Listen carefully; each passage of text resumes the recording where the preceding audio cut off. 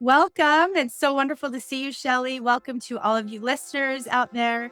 My name is Carolina Allen, and I am the founder and director of Big Ocean Women, and we are the world's leading maternal feminist organization. And Shelli is with me here. She's one of the leaders and directors of our podcast committee, and we have some exciting things to share with you. We do. One of the things that we're starting is a monthly series focused on sort of current issues, but that really delve deep into our tenets. And this month we are talking about working side by side in a global sisterhood.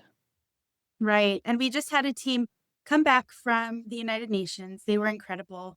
It's kind of dicey right now with the situation of the world. And so anytime anybody's traveling to hotspots like the United Nations in New York City, we sent them with a lot of prayers and love, and they returned safe and sound. And they were extremely successful in sharing our maternal feminist message there. So that was really exciting. I love that. I love that the organization is just built of women and sisters and mothers and daughters and people who are working to make things better in their own communities, but also reaching beyond the boundaries that sometimes limit us, right? And so I would love for your perspective on what this global sisterhood perspective is all about. Well, yeah, I think it's really hard to wrap our brains around the impact that we truly can have. Um, but in reality, we talk a lot about the model of powerful impact, where one woman connected to God, the ripple effect is really vast. And what happens, if you could just imagine it in your head, what happens when many women do that is that all of these ripples, they overlap and there's a lot of movement, there's a lot of activity. And that's what we found as we've reach across the oceans to our global sisters, that we are able to work harmoniously together. We know each other's time zones. We meet regularly. We meet, often, and we get to hear their projects. We support them in their projects. They support us in our projects. So it's magnificent. It's amazing to be a part of. I one of the things that I was thinking about this week, you listen to the news and there's just always so much about profit sharing and profit loss and gain and business like that. And one of the things that strikes me about this, about the whole idea of women coming together from all over the world, is that it is truly a decommodification of the way we interact with one another. And my daughter called it the "I know a guy economy." Yes. We call it the maternal economy. Right? And it's Yeah. it is the maternal economy. So we talk a lot about maternal economy, and I think people sometimes don't truly understand the perspective of the maternal economy. Yeah. To It's you, powerful. to you, what are the strengths of a maternal economy?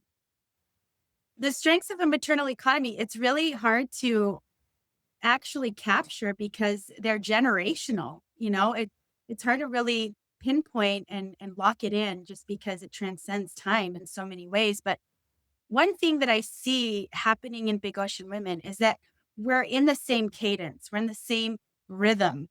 So we're breathing the same, we're saying the same things, we're like really becoming unified. And that happens as we work together. I know when, my sister Anne is up early in the morning, I know I can text her really early. I know I can text Grace super late at night.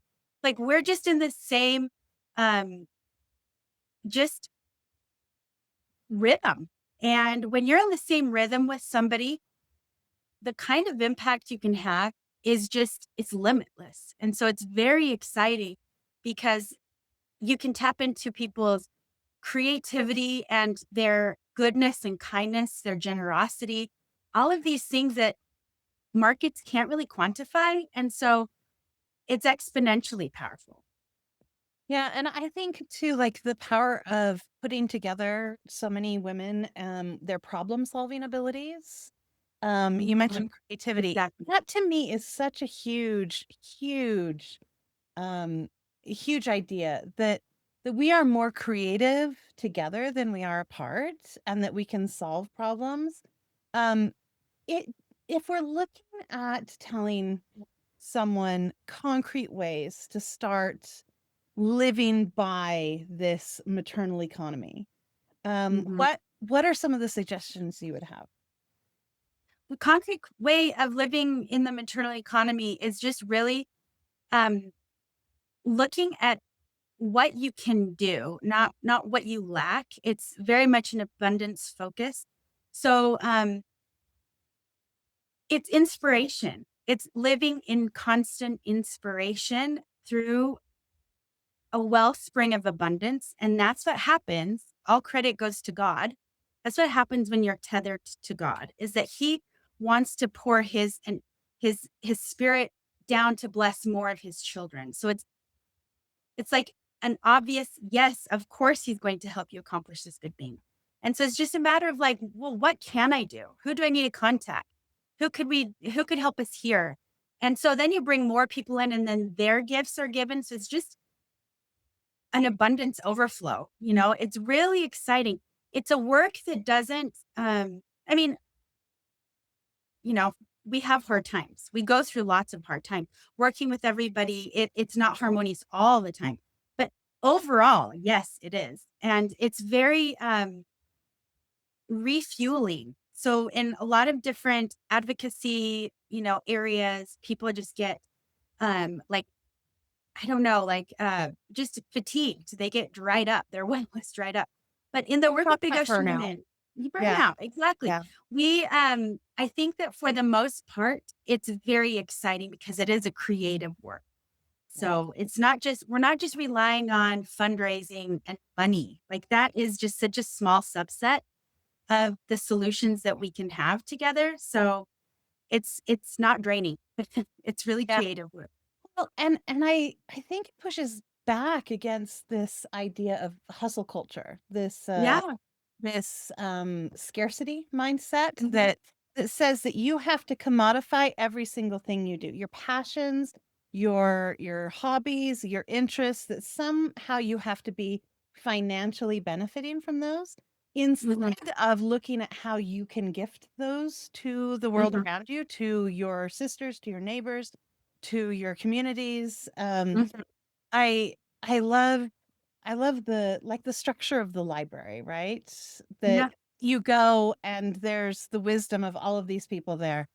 And I think often that this type of thing is like a library of experience. Yeah. That's a We great way to each put it. we each bring our skills and our inspiration and our experience and our special interests. We have education in different areas. We know Mhm. how to do different things, and together we are creating this library, this maternal economy where we can metaphorically check out the knowledge that we need from one another, and share. Yeah. It's for a purpose. It's for the benefit of communities. And that is very exciting. We want to see people happy and thriving and safe and fulfilled. That's like the mother's way. It's very Yeah, intuitive. And so when we can be a part of that, it just makes the work sweeter. It makes it more exciting and engaging. The meetings aren't like, oh, I have to meet. It's like, oh, I get to see my friend and we're going to solve this big problem together. And it's challenging and it's exciting. It's really awesome. yeah, So, and before I forget, I feel like Big Ocean Women is doing so many incredible things this year that I wanted to share. yes, And especially the focus and the format of these podcasts coming up. So you did touch a little bit on it with current events and issues. We are launching a series of really incredible summits, and where we're going to be sharing all of the information gathered, wisdom gathered as we've attended, more specifically, the United Nations forums. And we want to share that with the rest of the world, especially mothers and families, because what we're seeing is this tidal wave of agendas that are really hard to tease out and to understand because they're so complex. But we've been able to, many years of studying and trying to understand this, an easier way to explain it to people so that mothers can stand more informed with greater clarity, with greater discernment, and how they can teach their children and families what these agendas look like. and the language being used, and what we can do um, to rise above them, in all honesty, because there are some things ideal there are some ideologies that are not in line with sovereignty and not in line with the family, and mothers. And so we need to be aware of those things. So this summit that we're having on May 9th this year is going to be one of many, many, many that we want to have throughout the nation, and this is the big project that we're working on. And we want to get the word out, and we want to start educating people through our podcast so that when we do have these summits, people are already kind of getting versed in all of this. And so it's going to be really exciting. Yeah. And I think it's such a proactive, um, forward looking type of event where a Mhm. lot of times when we are looking for answers to something, it's reaction to something that's happened, right? Right. Yeah. But shifting our framework from this reactionary agenda to more of a relational, to where we're connecting with others, to where we're building stronger communities, um, that we have like a long-term vision of what's happening instead of just being driven by current crisis and current events Right. happening that feel very emergent, and they feel very panicky, and they feel very um uh just terrible and heavy and dark all the time. But when you have that structure and you have that background and you have a network of people that are Mhm. there to support you, then the hope and the abundance and the sort of generative knowledge comes through in a way that um, does not lead to crisis.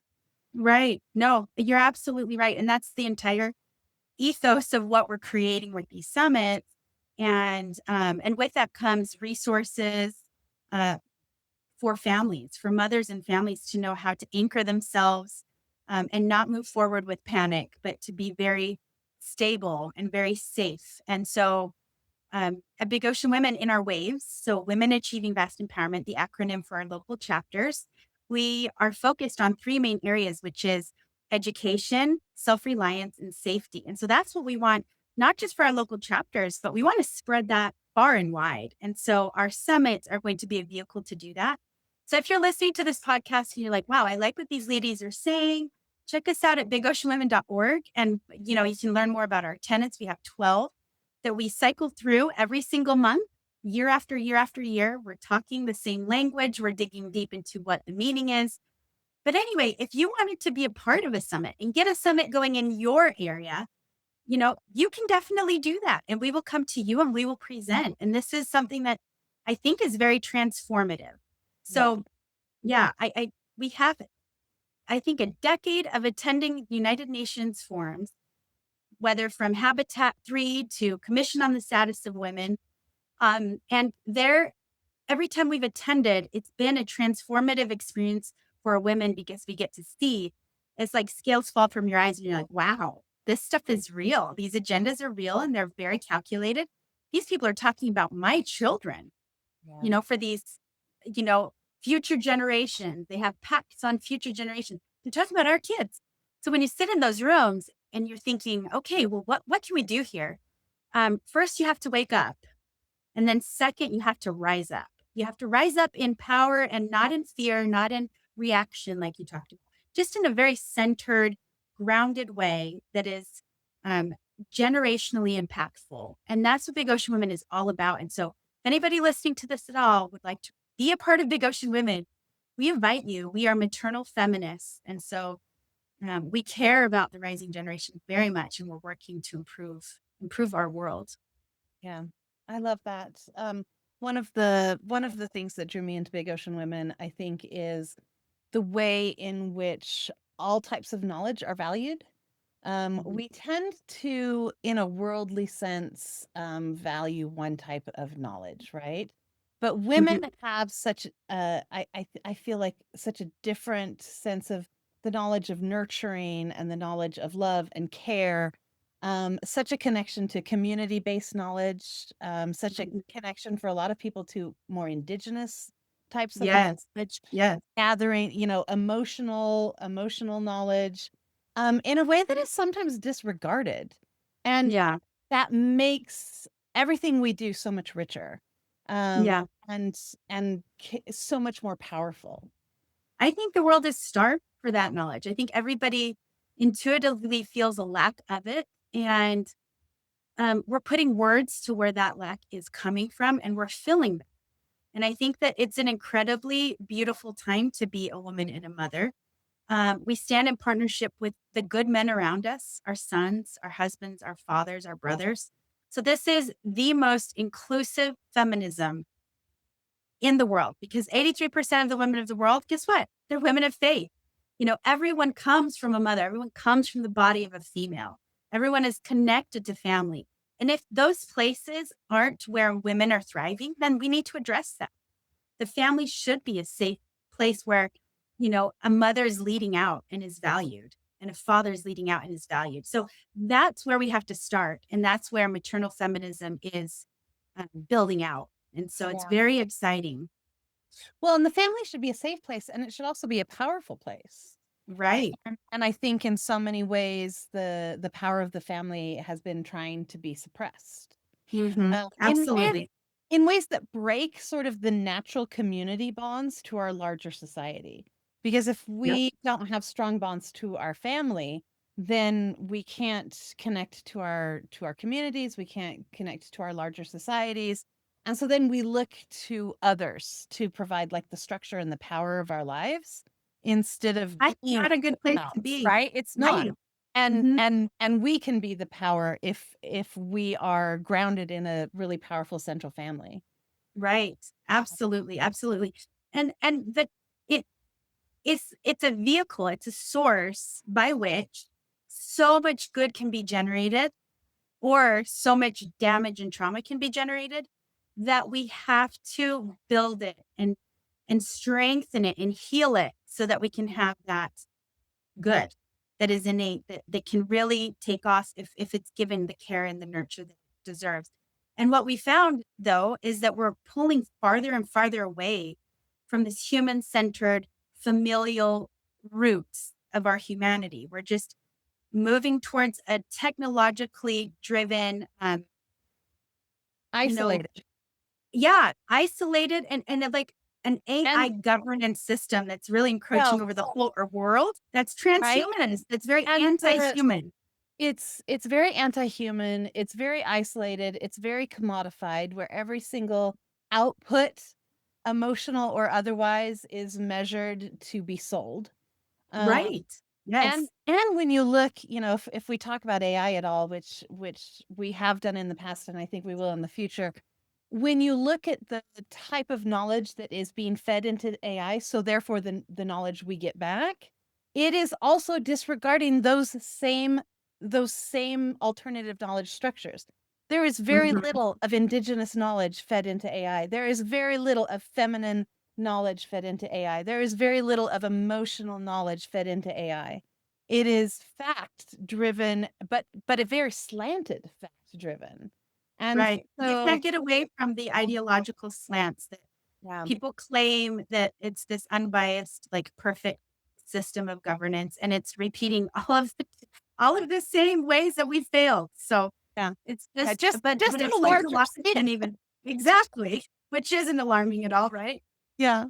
Yeah. So, Well, I think that this year is going to be really a beautiful year of contrast where we have the world is literally up in flames right now. We have wars, we have, World War III looming um and it's a crazy time to be a parent of little ones because you're standing as this buffer against horror.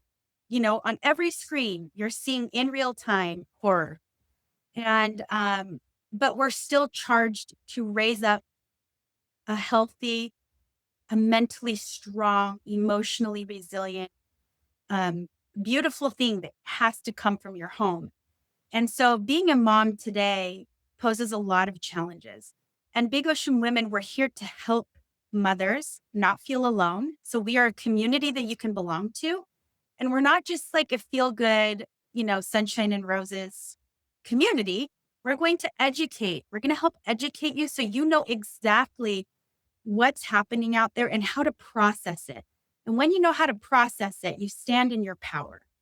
You Yeah. don't feel powerless, and we give solutions. And Well, you're part of the community. It's like the exact remedy and that we need for our time yes. right now. And very practical, very concrete solutions and Right. very like generative, like we can take these actions. So many of the solutions to our problems that I hear in the media are such grand, large scale things that we cannot change. But the solutions that are offered by Big Ocean, they are actions that we can all take. So I'm really looking forward to this year and the summits and sort of this new slant of our podcast towards some very concrete delving and deep dives into our tenets. Um, yeah, Yeah, it's going to be a wonderful thing. I hope people can tune in regularly because we are going to be giving you just a small taste of what we have as far as resources. We have a series of books coming out, a family flip chart that you can purchase. You can sit with your kids and explain these interlocking UN agendas in a way that is really educational, biblically grounded to your children, and packed full of solutions. So follow along with us on our journey this year in our podcast, and keep those summits in your mind because they're going to be amazing. thank you so much. Thanks.